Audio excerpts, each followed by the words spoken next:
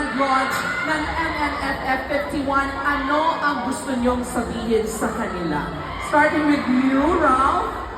Ako siguro gusto ko lang magpasalamat sa lahat po ng dumalo, sa lahat po ng Ralph Bates at Razels dito. Love you guys. Thank you so much for all the love and support. Yun lang naman. Siyempre, River, ikaw naman.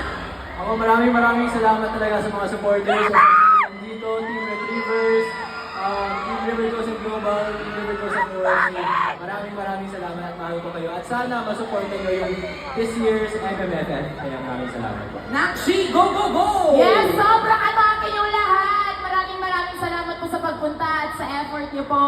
At dala-dala po namin kayo lahat at sana wag po natin kalimutang tangkilikin ang mga sarili nating pelikula.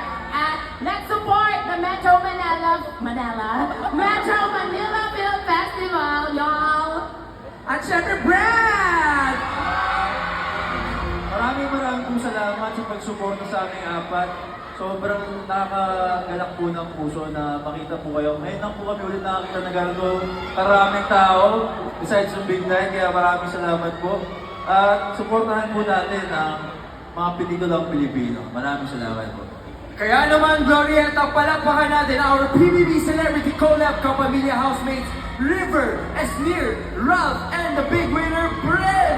Pero, dahil sobra-sobra yung pagmamahal na natatanggap natin sa mga fans ninyo, hindi namin muna kayo pakakawalan dahil susunod na maya-maya lang, samahan niyo muna kami dahil i-announce na natin ang 4 official entries for the MMFF 51. Siyempre, gagawin